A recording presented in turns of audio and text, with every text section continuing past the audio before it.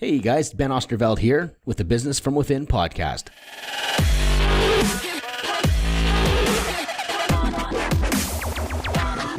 Okay, we got Philip Mckernan on our show today, Business from Within podcast. Little intro. I know a lot of people know Philip, and if they listen to this podcast, I have referred to Philip many times. I've known him for 8 years. He's been my mentor. So a lot of my life has been impacted by Philip's work. But a little bit for just in case someone doesn't know, here's a bit of a write-up here. Philip is truly one of a kind. You know, that sounds really cool, but it's not that easy. He has coached, mentored, and challenged people all over the planet, from moms and kids to billionaires. Philip has a way to see past the story you're telling yourself, see the potential in the human soul. Driven by deep empathy and a fiery spirit, he creates experiences that shake and ignite who you are. I have had the privilege of being involved in that, and also have had a lot of, feels like an ass kicking sometimes. That's because I fought it. But I've known Philip a long time, and it's exactly what's happened in my life. He's called me out. He's ignited my soul. I feel like, Philip, I've been on this journey with you, and I got to say, I'm really thankful for everything you've done for me. I almost feel emotional. You're welcome. I'm so thankful. I think about my relationships, think about the intense bullying I would do in my life. I think about the times where I was going to shift my entire life at a self-sabotage, and you said, bullshit. And you called me out, and you've taught me so much. I do what I do today as a result to our relationship, and I never forget that. And it's pretty cool. You've introduced me to myself, my family, my purpose. So greatly, greatly appreciate it. Thank you. You're welcome. So I must like you. So I was just thinking of a quick little rundown would be really cool. I was thinking in my head, what would a before and after picture look like from our perspectives? Almost like we forget where we come from. And we forget that. And I feel like it'd be cool for you to explain to my audience who I was and the journey through that. And I would love, if you're okay with it, to give my perspective on your journey from, I won't hurt you too bad. No, I might, but no, but like just because I think we forget where we come from. And I think it's really cool to have the privilege of knowing each other from almost like a beginning state in a way. And I think there's a lot of podcasts you're on that don't have that. And I think it'd be cool to hear from myself as well. Yeah, brilliant. I mean, I remember one day being on the phone to you about, I don't know, maybe just to say the last couple of years. And one of the things that you talked about for many years was not just impacting people and connecting with people, but, you know, creating a coaching group and an environment where you could actually implement this. And I remember you coming on the call, and you had filled your group, and I think there was 20 people or 15 people, and it was like sold out, and people were flying in from different cities, and it was whatever. And I said, right, Ben, it was a coaching call, and we were just about to get stuck into a conversation or topic. And I said, so what's going on? You said, yeah, no, my coaching call my coaching group is full. And anyway, that's not what I want to focus on today. I want to focus on a quote unquote challenge. And I think I said something along the lines of, no, we're not going to do that. And secondly is, how dare you? And you just stopped in your tracks. And I said, how dare you just jump to the next thing when you've just flippantly scooted over the thing that you've wished to do for years? Not just have you decided to do it, but you've actually filled it. Forget about the money and the income or whatever, but you've filled it with a group of people who believe in you and are trusting you or flying in to coach with you. It was real estate agents from all over Canada. Yeah. And you just stopped. And I said, we're just going to bathe in this, not glory, but we're going to bathe in this achievement. And I think that to me is to some extent a testament to the journey that you're on. I think you've become so much better at that. The fact that you're willing to even be challenged on that. But before you would have argued that, before you wouldn't have even seen 1 ounce of value in stopping and smelling the roses, is an analogy we sometimes use. Taking in what's going on, being grateful for what you've achieved. And I think what that does is it gives us an insight into how harsh you are on yourself. you talked about bullying yourself. I mean, business from within, bullying from within is something that I would definitely, and it might sound harsh, but that was something that I experienced with you. So I feel like, and this is quote unquote, this is where we lose maybe some of the audience, Ben, because I think the most important thing I've seen in you is a softening, but not a lack of focus. In fact, the opposite has happened. I think your focus has gone through the roof, but you've softened around the edges. You've become more compassionate. You are allowing people to see all of you, the good, the bad, and the ugly. And therefore you can see that in them. And I think you're better able to serve humanity, your clients, your family, and yourself moving forward. I have a million things I could say, but I think the most important thing I've seen is I've seen the head be reduced, not physically in size necessarily, and your heart starting to come into fray. And I think you're leading more with your heart, which to me is not just an admirable thing, but it's a very palpable thing with you. And you're getting the results that you deserve, and you're making the impact that you want. Yeah, thanks, Philip. Yeah, that's I remember. It's funny you think back, and it's just a little point to leave on that is that it's important, because a lot of people, like I used to say the old Ben and the new Ben, but it was just like this embarrassing energy, the feeling of like, oh, I hated that guy, but it was like, that's still Ben. And that's something I remember you saying, no, that's Ben, you're just Ben. And it's so cool and that's part of the softening, like it just in coming to peace. That's how I was. It was one day I was at a grad sale and I saw this book. It was cassette tapes. For anyone that's millennials, you'll have to Google that. But it was, the title was First the Ecstasy, Then the Laundry. And the title was amazing because we get so hung up on such, we chase this feeling. But what I'm trying to get to is there's a point in the book that said you need to mourn your past. And it was like this, it was written by a monk. And it was like, I avoided that so bad because I just hated that guy. He talked so much. When you finally got to know me, you probably wouldn't like me because I was so good at the first impression. And it was just like self-doubt and self-hatred. And there's so much bad stuff. I would just want it to be this new Ben I discovered, but I realized I had to mourn the past. And it's almost like it was a connection between the past and the future, like just come to peace with it. So it's something I hold back. It does make me think of that. So yeah, thank you, Philip. But now I'll just share a little bit about that's my turn. My turn. I think if I was to do a before and after picture, Philip, I would definitely say the same thing you just said to me, is that the softening around your edges has been massive. I got the privilege of knowing you from the beginning and almost the beginning of my world, of Canada in a way. But the way that you're so soft, but it's so funny. You're giving me that the same thing back. It's like, and your focus is insane. And not just in your business and stuff, but the way that you just go into it. And it used to be it's almost like a little bit more jaded getting into the heart of a human being. And it wasn't like, oh, okay. Yeah. Oh, well, yeah, they're right. That was pretty tough.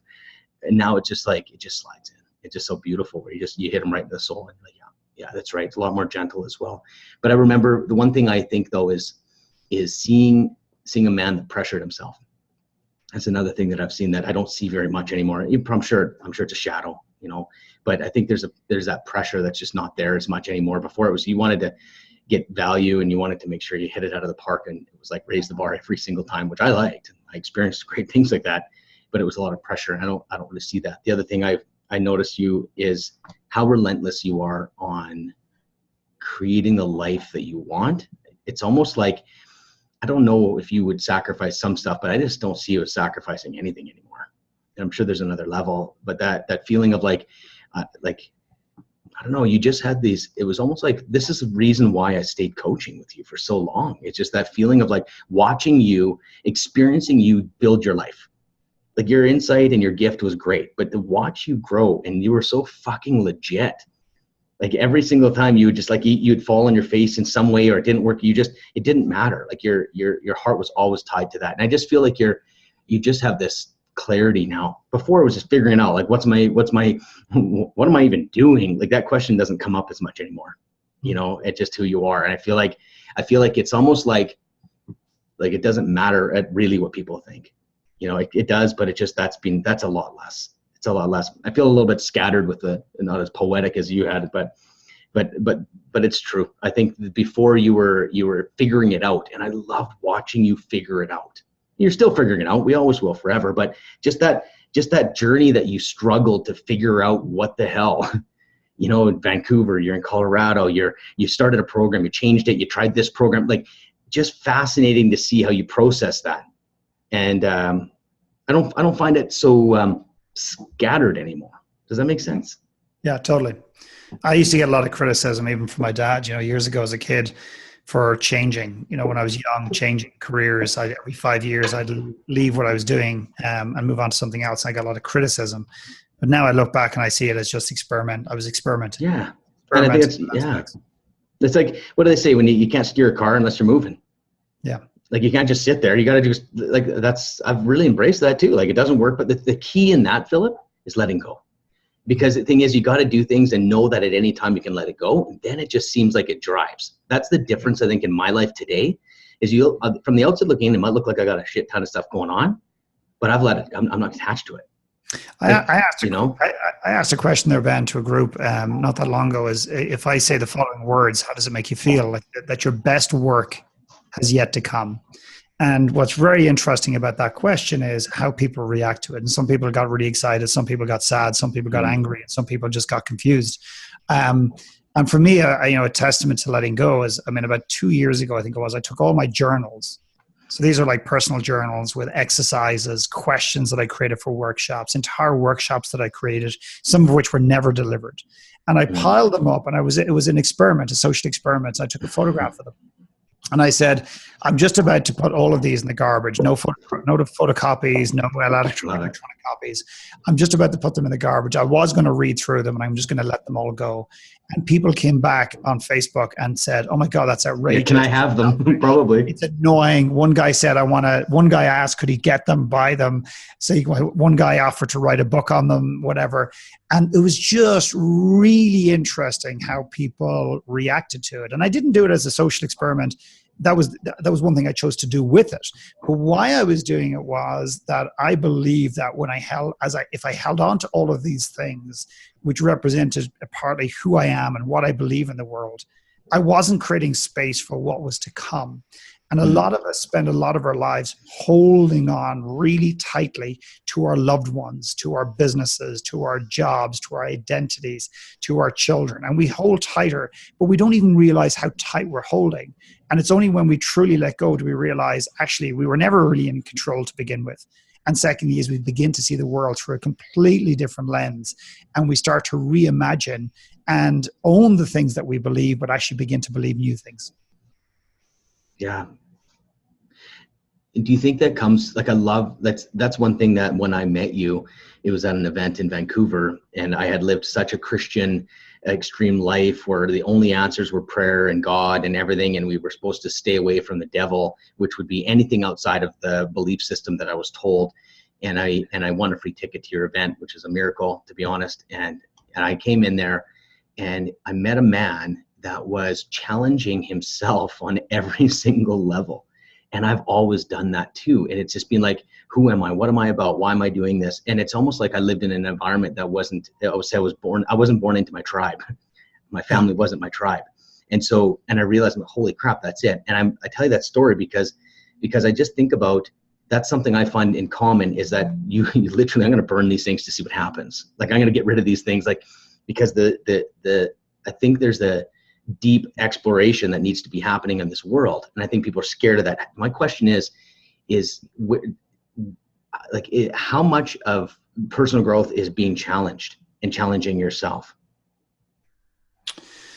I'm at a core level, I don't trust my brain. I don't trust my mind. And yet we arguably make it out to be the most powerful part of who we are.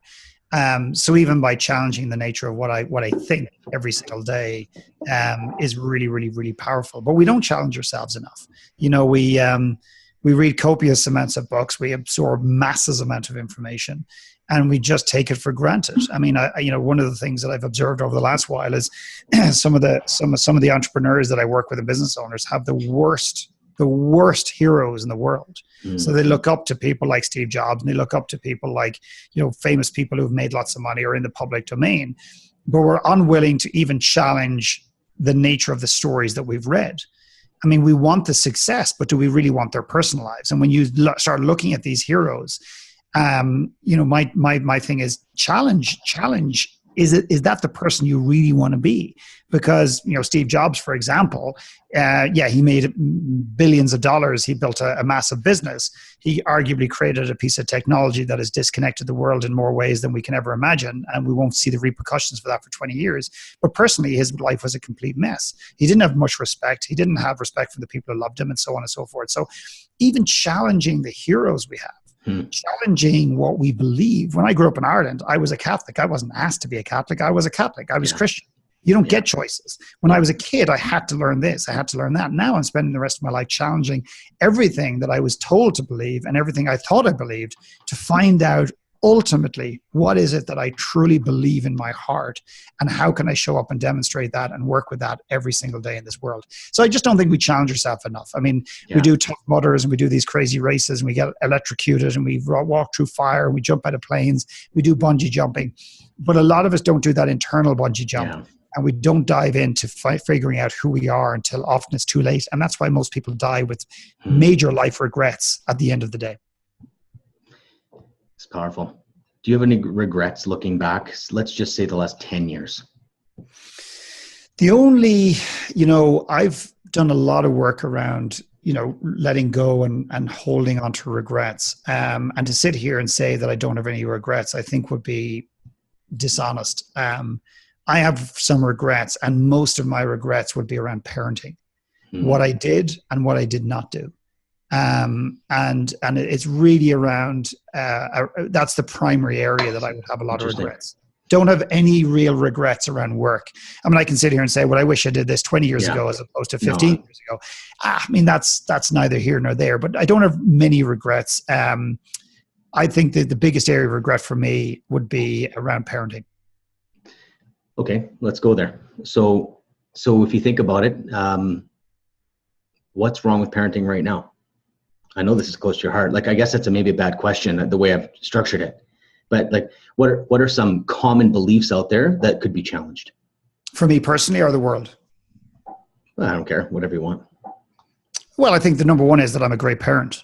I mean, I'm told all the time I'm an amazing dad, that our kids are amazing and they're outgoing and they're this and that because of me and because of Pauline, my wife. So I think the natural, assumption that I could make is, holy shit, we're doing a fucking great job. And therefore there's not a whole lot. I mean, you posted something, which is ironic. We talk about this. You posted something as, how emotionally connected are you to your kids on a scale of 1 to 10? My assumption of that question is 1 being not good at all and 10 being really amazing, or I would arguably say perfect. And the amount of people that put 10, 10, 10, 10, 10, 10, 10. And I said, my challenge with this is that when people put 10, they're basically saying there's not a whole lot of area for growth, to which some people came back quite defensive and argumentative and everything else. I'm not a 10 parent. And to some extent, I don't want to be, because I don't think it's possible. But I do want to be better than I am today. I want to be better than I am tomorrow. I want to be better than I was a year ago. I want to be better, a better parent than I am in a year versus 3 years from now. So to me, the biggest mistake we make is we say things like, oh, I'm very connected to my 5-year-old kid who doesn't even know what real connection is. I'm an amazing parent, or I'm a better parent than or my parents were to me, or I'm a better parent than Ben is to his kids. And we compare ourselves from the outside influences. And to self-assess ourselves as either being self-aware, spiritually inclined, an amazing parent, et cetera, is ludicrous, because we typically answer those questions from an intellectual place, and our brains twist things to sound like we want them to sound, so we don't have to face reality. So for me, if I had to give myself a score on a scale of 1 to 10, it would probably be around a 5. And that would shock most people who know me really well, because they would think I'm an 8 or a 9 or even a 10, but it's not true. Do you know why? And I think the reaction when people say 5, I just think they think you're judging yourself, and they want to stop you from judging yourself, but you're not judging yourself, are you? Like in a negative, like I'm only a 5, I'm a screw up. That's how people, I think, see that vote, but it's just an accurate view. Do you mind the pride I have with giving myself a 5 is off the charts, and I wouldn't have said that 2 years, 4 or 5 years ago. Awesome. I am so proud. I love my kids so much. I care about my kids so much. I have so much courage when it comes to giving myself a 5, because I want to know that I am not assuming anything. that I want to leave this room on the ice, this room on the runway to continue to grow, to explore, to soar if I can as a parent. I am so proud of giving myself a 5. And maybe it's a little bit higher, but you know what? I'm really, really cool with a 5. There's no judgment there. If I'm sitting there going, Beautiful. I'm a fuck up, I'm so a glad 2, you're saying this. that's judgment. I'm a 5, and See, I'm that's so it. cool with it. I'm so glad. That's such a great point to make, that it's okay. Like, it's actually exciting to be a 5. Like, are you kidding me? Like, that's cool. It was unexpected that you say that. You did mention connection, where that's a huge conversation that we've had over the years in lots of thought and reflection. What is connection, Philip? Most people haven't a clue what that means. Most people think that it's quality time. Time being, I carved out 3 hours to play golf with my best buddies. I carved out 2 hours to read a book to my kids. But real connection is about how you feel in the company of somebody else, and how you make them feel in the company of somebody else.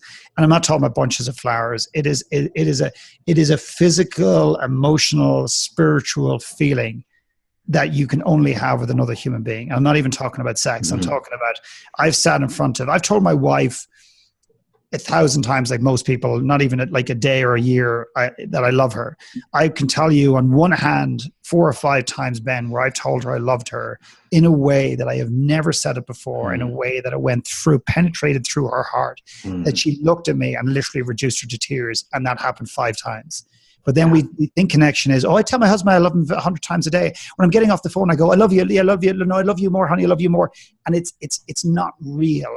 I've sat in front of my children. I sat in front of my now 9-year-old when he was 5, and apologized to him with tears rolling down my face. And that I've never felt more connected with that child before, or to some extent even since. That was connection. It's pure, raw vulnerability. It is just it's a deep spiritual experience. That's what. How do you grow connection? How do you grow connection? Yeah. I think the only way to grow connection with human beings is through the lens of vulnerability. The problem with vulnerability is that, number one, is we see it as a weakness, and number two is we're starting to see it as a tool. So people are now being vulnerable on purpose in order to connect with people. Yeah, that's the brain. Manipulating people, and they're not getting the desired result. So, for example, a question I often ask somebody is, take one relationship in this world you'd like to deepen, any relationship whatsoever. Actually, let's do it for the moment. Let's just, for the fun of it, I know we haven't planned any of this. Name one relationship that you would like to deepen, irrespective of whether you think it's possible or not. Leave that aside, because that often distorts the answer. Okay. You want to be able to scurry around with it? I want a deepen relationship with you. Okay. Now, okay, well, that kind of fucks it up. Yeah, I know. Well, let's just see what happens. What is the one thing that I would need to do in order to facilitate that deepening? I knew what I was getting into down there's a hole that I actually didn't really feel comfortable within. That's why I go there. I'm like, fuck it.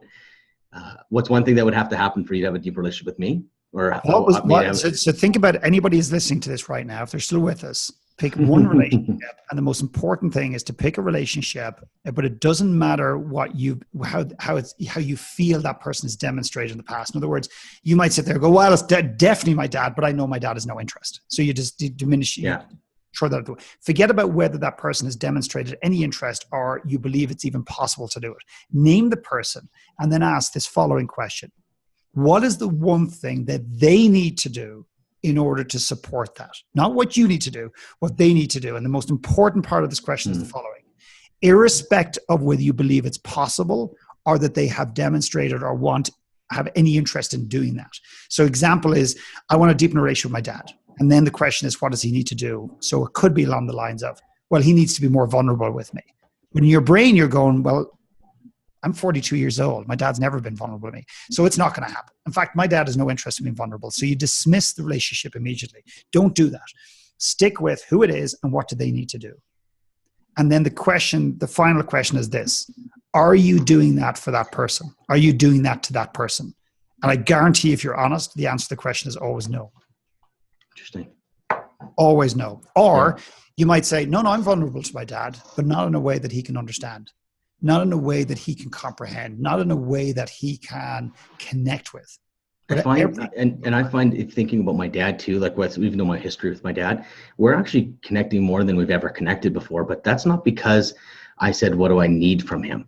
I just got really okay with the relationship, how it was in a way, like I didn't have any expectations. And I just learned to be okay with me. And it's the weirdest thing. I feel like, I'm not saying what you're saying is wrong, just a different perspective, is that the results I'm getting with my dad lately is the more I'm happy with Ben, the more there's no triggers. There's no, like, I just think who he is. I don't see as many flaws. And all of a sudden that's left as a bit of a relationship. I'm not trying, like, so I don't know if that's a different perspective, but it's a different variation of the same thing. So what you're saying is that you accept him more. Totally. Okay, great. Yeah, but I can't unless I accept myself. Exactly. And that's the doorway. We always try to say, I accept you, but if you're not accepting yourself, there's no way. Exactly. And, so, yeah. And the very thing that he wants from you is probably acceptance, unconditional acceptance. So true. So and you know what? Actually, the same thing. And what's interesting, actually, if I go back to dissect it a little bit, he offended me, and I just seen him do his stuff. Just a bit of a manipulation tactic, just more of his survival mentality, like just understanding this is how he's worked, and he gets what he wants, and this is how to avoid a confrontation or whatever it is. Instead of me, I sat with it, and I was bothered. It wouldn't leave me. You know, you start talking to the guy in your head, that's when you know you got to deal with it, or maybe you've gone too far. I just thought, you know what, I'm gonna wait for the moment. I sat down and said, Dad, I just want to tell you how that made me feel. And totally stuff you taught me, you know, just to sit down and have that honest conversation. This is really where I'm at. And it was weird because you know what he said? He opened up the door and he goes, Ben, and I'm going to be really honest here. He goes, and I think I was open to hear. And he says, Ben, I just want to tell you that you have so many good things to say, but you cheapen your advice because you give it too much. And he goes, I'd really like to have some space in a conversation where you're not giving any advice. And I think I would really ask you for advice. I'm like, holy shit. How many times has he might have tried to tell me that? And it's just like, what a great, like, it's so true. So true. Like, what's the need to give so much advice? And it was an opening door. Like, I think that's what you're saying, is that's the vulnerability. Like, you know, my history, that's a weird conversation. And I just opened up to hear my dad. And does he deserve to hear me, to have advice given to me? Probably not, but it was good advice. And I think one of the ways to eliminate so much disconnection in the world and to be really and truly heard is to create the space to tell people how you feel. So, for example, in that comment, I just want to let you know how what you said or what you did made me feel. Yeah. The piece where the wheels fall off every single time is when we go from, that's how I felt, Dad. And by the way, you do this all the time. And you know, on Thursdays you do this, and you know you've done that. And then suddenly you're lecturing the person or totally. Strategy or whatever. But if we could just sit down and tell people how we feel, more and more and more, that is your truth, and the truth will always win. And somebody way wiser than me said the truth will set you free, but it not just sets you free, but it sets everybody else free as well. And just so we don't leave it weird, is the relationship with you and I'm actually looking forward to building relationship a little bit more and deeper. And I don't have an expectation around that, just to kind of bring it full circle, not just to leave it hanging, is that I feel like it's I don't know, it just feels like a different time in my life, and I feel like I'm excited to get to know you a little bit differently, Philip. Cool. And that's all it is. It's just like, I don't even have an expectation to do anything. I don't want anything from you. It's just like, you know what, I'd like to deepen our friendship. And so that's the extent of it. Just because I threw it on there and we moved past it, I don't want to just be like, oh, that was weird. Never talked about that. Oh shit, I shouldn't have said. Trust me, we've just passed the weird part about 20 minutes ago. Yeah. Awesome, man. Can you tell me what you've been up to the last 6 months? Tell everyone what you've been up to. I know you have been rocking and rolling, actually more than I think I've seen you go. I was back-to-back events and just rocking and rolling. Crazy exciting to think about what you're doing. I'd love to hear what's going on in the last 6 months.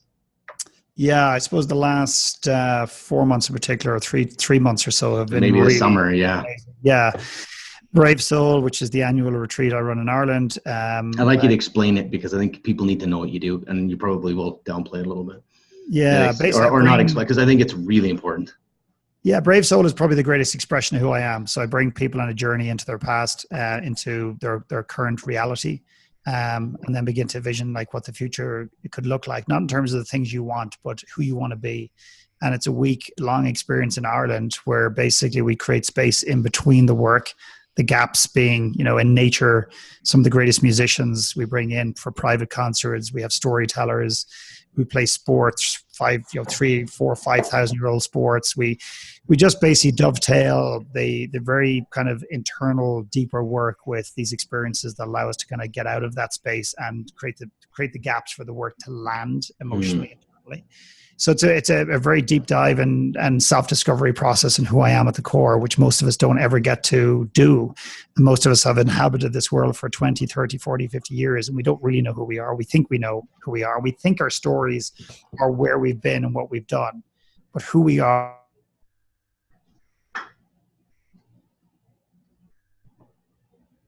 I also had a company in Ireland, my first team that came across to the country for 4 days to a workshop.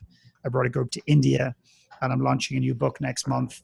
Not next month. It's actually out now, pre-order, and it'll be available on November the 4th. And we launched our first One Last Talk local in Toronto. So it's been flat out, and it doesn't feel like people's going, "Oh my God, you're doing too much." I also take lots of time out. So now I'm kind of a bit more low key. I'll take weeks out. I'll go away with my family for like a month. So I go hard when I go hard. I like to do that, and then I just decompress. So running a lot of experiences to push people, and stealing the word used, to ignite people into just a different place. It's so cool. It's hard you have to experience these experiences. I remember climbing Machu Picchu with you after working with orphans. Like, it's so like, who does that? You know what I mean? Like, it's so cool. And when I wrote that, like when I kind of wrote your intro bit, thinking, like, it sounds so freaking cool to be a pioneer. So cool to be like a one of a kind. But there's gotta be a dark side. I feel I can relate, because I feel like there's so many people that don't see the way I see life, and I just trust it and I go forward. And then it's, you unlock things in people, but there's another side of it. Can you talk about that side? Well, the shadow side for me personally. Yeah, shadow side of being this guy that's willing to walk and talk and do things that are not in line with how we're supposed to live. You're a pioneer. You think differently. Yeah, and you're crazy committed to that. So I just think it's not as easy as people think, even though it's cool to be that. That's what I mean. I think we need to debunk, demystify this. I'm one of a kind. Well, there's a shadow side. You need to know if you're going to be that guy. Loneliness. A different kind of loneliness, but it's a loneliness. The loneliness that is the cost. But I actually believe to my core that actually I'm not one of a kind. I believe that I'm the same as everybody else. The thing is that most people don't believe that. I believe that we're all created to think massively differently. We're all created to challenge deeply. We're all created to give back and impact the world. But we spend a lot of our lives trying to assimilate into being very similar to everybody else. And then it's very hard to unravel that and to become the person you're meant to become. So the way I described you at the beginning of this call, you asked me to describe the journey you've been on. I just feel, as corny, as cliche as this is, your journey has just been coming back to who Ben really is. It's not about you talk about the old and the new Ben. It's just Ben. It's the same Ben. It's just my job is has been to create the environment and the space to challenge you, to take off the masks, to take off the armor, to reimagine, to let go, to create the space, to put the things you think you believe in on the shelf aside, so you can take them back into your arsenal and believe in them in the future. So I believe that I'm not one of a kind. I know people see me as one of a kind. I don't feel I am. But Philip, you are. A lot of people. When you're doing a comparative view, you are. Yeah. Like, there's thousands of people going left. You're like, let's go right. That's the one of a kind. Like, that's like, and you're willing to say, see ya, I'm doing it. Like, and that's, I do. But there's an emotional cost. There's a sense of being burdened with this responsibility to help the people who want to wake up, and to see how amazing they are and what they're capable of, and to help them connect in ways they cannot imagine. And there's a burden with that, because then you want to get to more people. You want to impact people who can then in turn impact other people. And also there's this sense of loneliness, because despite the fact I'm surrounded with people all the time, with workshops and events and flying all over the world, you are there in a different role. And in order to support people, you can't be their best friend. You have to be there to be their friend and their foe all at the same time, and to be able to go to bat against them and challenge them when they're unwilling to see that they're lying to themselves. Yeah, it's amazing. I think about transition as well. And I think that's probably, if I was to say, one of the biggest, greatest themes in your entire work is transition. And I feel like if you were to say, how, it might be way too vague, but I think, what kind of advice do you give someone in transition? Because it's I feel like you've seen, like, everything you do is transition. Are you at the job you love? Are you with the person you want? Like, is there some fundamental common connections in this transition to help people guide through their situation?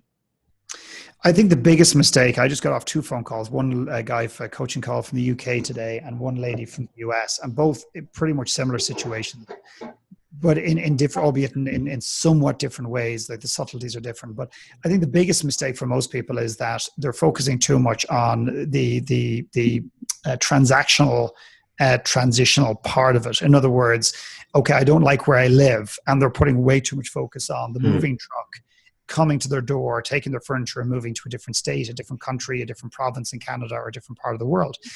What I'm a massive fan is, do you have the courage to sit in your truth and ask the following question? Am I happy doing what I'm doing? Am I happy living where I'm living? Am I happy in my relationship? Am I happy with my kids? At my core, don't just believe what your brain is telling you. Like, am I truly happy that if it all goes away tomorrow, I feel like I fully lived? If you can answer that question legitimately at your core, not just in your head. Can you ask that again? I want to hear that again. I can't remember what I just said. I'll never retain. I think it's along the lines. I don't know. Let's keep moving. I can't remember. Can you sit in front and say, I'm like beyond happy. Am I happy? Yeah. Feel emotionally, with, like, to my core, to the point where, if this is as far as the journey goes, and I check out tomorrow morning by hit by a bus, a meteorite, whatever happens to be, I've lived this fully. If you can answer that question, great. Well, then there's nothing to do. So I don't know anybody. Is that where you're at? Professionally, yes. If I get hit by a bus tomorrow morning, I would be so happy. Yet most people think I should be twice as big or 10 times as big. I should be a big name speaker. I should be this, I should be that. I'm really fucking proud of the work I've done.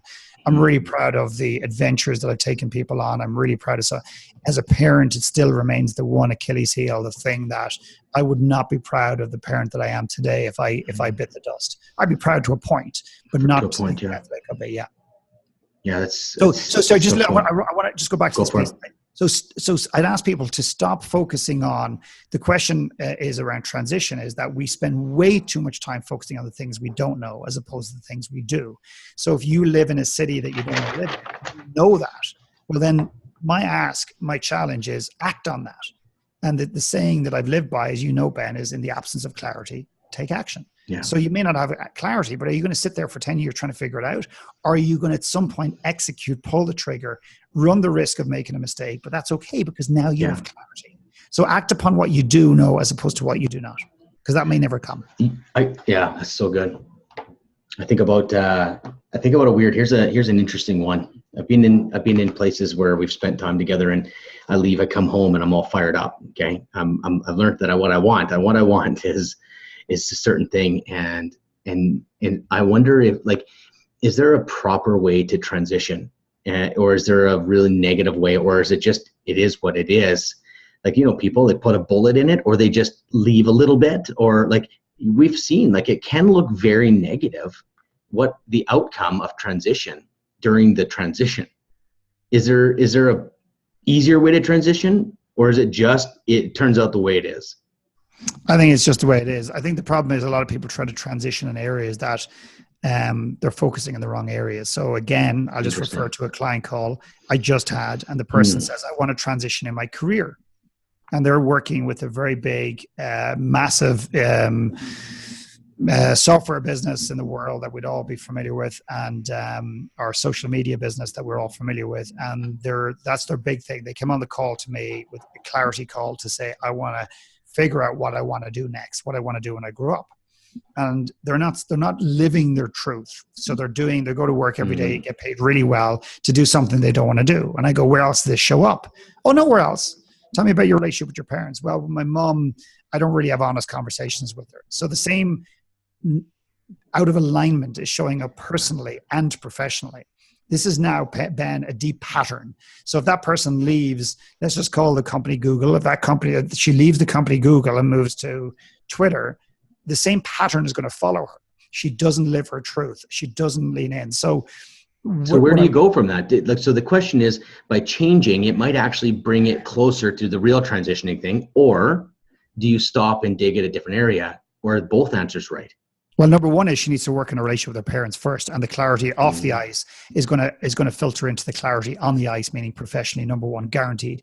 She's focusing in the wrong area. Number one. Number two is, if I was to sit here and say, burning the ships like the Vikings used to do when they got to land, they burned the ships, so there was no going back. If I was to say that was irresponsible and not a viable option, I would be both a hypocrite and I'd be a liar, because I believe it should absolutely be on the ice, or should be on the table for a conversation. And two is, I've done that. Sometimes you just have to execute and pull the trigger and kill the thing that is not serving you to see what comes next. So if I'm in a relationship, Ben, that's dysfunctional, or in a relationship that's not serving me, do I wait around until I find a new girl to hang out with and to date and to fall in love with until I break up with my current girlfriend? Most people would, I think. Okay. Or do I have the courage to work on it first, of course, always, but eventually say, okay, I have to make a change here that honors who I am. I'm not going to continue to stay in something that dishonors who I am. Because the discomfort, this lady earlier on said, but it's going to be uncomfortable to move because I'm very happy and I'm very comfortable where I am. And I looked at her and I said, interesting. I'm not looking at a woman who's uncomfortable or who's comfortable. I'm looking at a person who's deeply uncomfortable and is more focused on the pain of transition as opposed to the pain of staleism. I'm just making up a word, like staying stale in your life and slowly diminishing that and distinguishing that flame and dying a very slow death.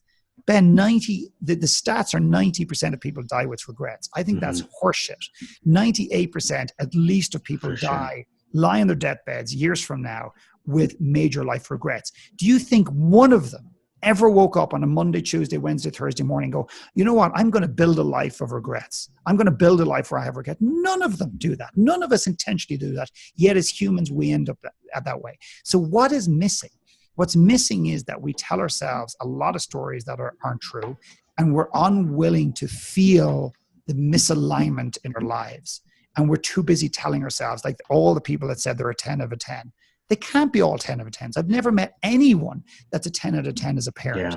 Yet I've met lots of people who tell themselves, and when their kids grow up and they're asked the same question, they'll all of them will tell you truthfully that their parents and their connection wasn't 10 out of 10.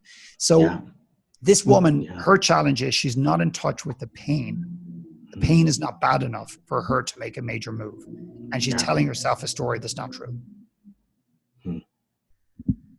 So little advice. I'd like to ask some advice. Got a client that I've worked with for years, and very, very close to this person. And there was a big shift that happened. We got really close to their core. And I know you've seen this before with some of your clients as well. And it was like, it's almost like the other side of this step is the biggest breakthrough. It's like, this is it. Like, you're right here. They chose to literally turn the entire ship around, put their head in the sand, and they're literally, I'm watching a sabotage happen as I speak, and it's wrapped in opportunity. And it's wrapped in amazing opportunity, but the reality is they're just not seeing the destruction that actually is going on.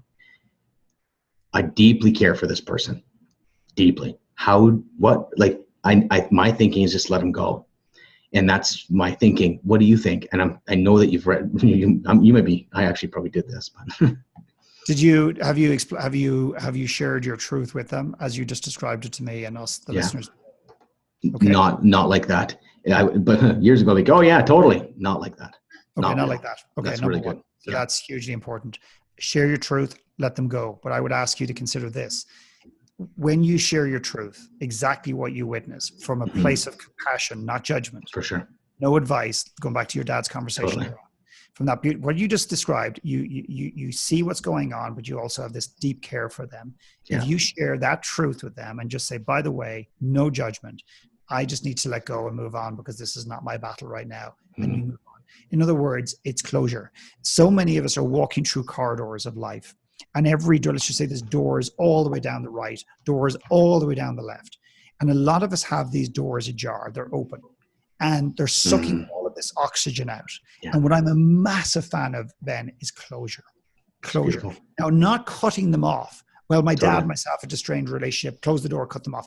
Closure. Speak Yeah. your truth and move on and let them go. So I would speak your truth. I would move on. I would let them go and leave the door open for them to come back if and when they're ever ready. Yeah. And it's so cool to be able to, like, as you said, it's not new advice. It's like, yeah, for sure. But it's amazing to understand that I've kind of closed it. Yeah. And I understand that's just personal awareness. I go, you know what? I didn't quite close that. Yeah, no, exactly. And exactly. it's still in my heart, and to the point where it hits a podcast, it shows up in our meeting. It's like, it's not closed. And I didn't bring that conversation the way you said, the way I explained it to you. It was just more like, well, like it was just not quite the same.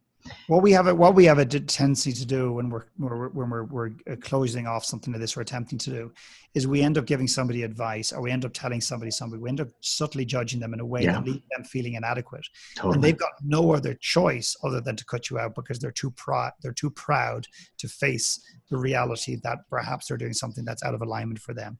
So don't close that door. Just leave it open for them. But the best way to do that is to speak your truth. Totally. Letting them go and move on from there.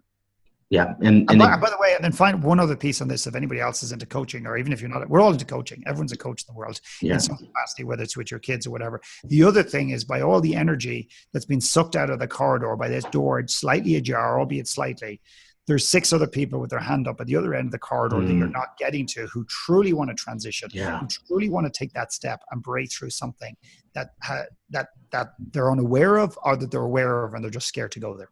And even friends, like people like this could be not just coaching. Like how many people stick with a friend that's like, dude, that sucks them dry. Like I talked to a girl and she says, actually, I know, like, her best friend is someone that she goes, oh, she's such a bitch. Every time I'm with her, I'm like, why are you your friend? Oh, she's good. She's always there for me. Like that. Like that's what we're saying. It just could be someone else, Well, if that's your benchmark, I would ask you to consider your own self-worth, because we give ourselves what we feel we deserve. And the end of the day, going back to the girl from this software business, the end of the day, it's all down to her self-worth. She's staying in a job that she doesn't like. She's staying in a job that diminishes her value, because her value is such that she feels she deserves that at some level. But also, there's this beautiful place in life, both with relationships and business and money and everything else, is where you can want something, you can desire something, but that you don't need it to define you. And then you have this beautiful, not limbo, but this in-between space where you're not attached to the outcome. And I think that in an ideal world, as it relates to relationships, that we have to be in a position where we can give, not feedback, but we can share our truth with somebody and run the risk of that person disliking us, not liking us, or cutting us out. I remember sharing with a friend of mine. I have no regrets to this day. I did for years after it. I took Orla, my buddy, aside, and I told her what everybody else wanted to tell her, that this guy she was going out with, not that he was a bad guy, but she around him, she turned into somebody else. And I'll always remember having that conversation and thinking it through, and having the conversation no one was willing to have. Speak to me ever again after that.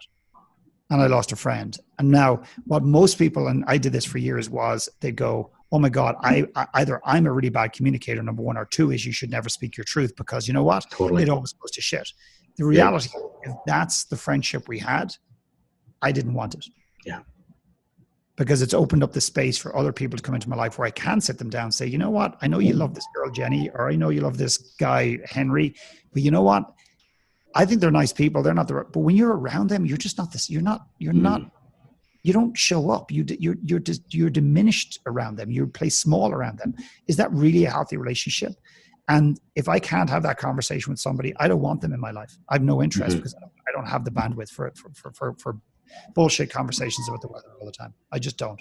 Yeah, I feel in the same way. Like someone says, "Oh, you're always too deep, or you're always too real," or whatever. I'm like obviously I'm triggering something. Like it's just, like I have a lot of good relationships that aren't saying that. It's very interesting. It's good. So, got a question for you.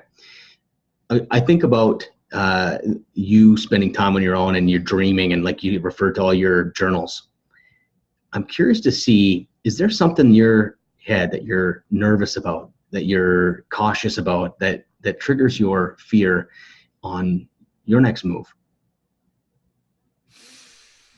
I think when I think about speaking more, even more of my truth, I think I get nervous, because despite what people think about me, or what their perceptions are about how I don't care what people think, there's always that, lingering concern of rejection. And if you understand my story, which we won't get into today, a lot of it was around not feeling heard, not being seen, not being accepted, being deeply judged for who I was.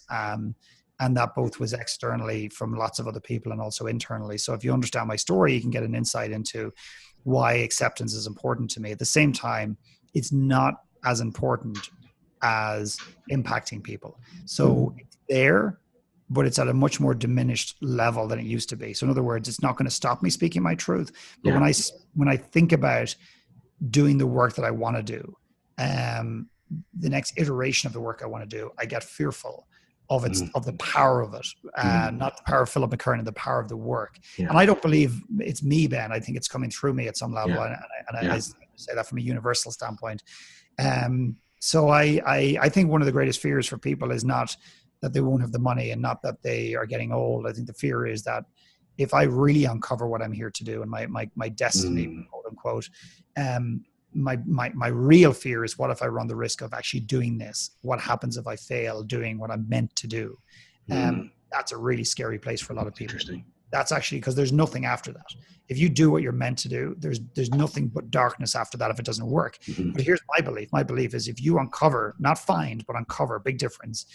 Find implies it's outside of you. Uncover means it's inside of you. Yeah. And you say business from within. It's from within. Yeah. If you uncover what you're here to do, I don't believe, if it's real and it's authentic and it's true, you cannot fail doing it. Yeah. And if it was tagged as a failure, it wouldn't be. Like you wouldn't believe it. You'd be like, oh, whatever, that's your opinion. Like it'd just be your soul. Now we're getting close to time here, Philip. I always say, I kind of have two thoughts in my head. First thought is, if you could just give some advice, and it was the last bit of advice, like you got a few more minutes to a group.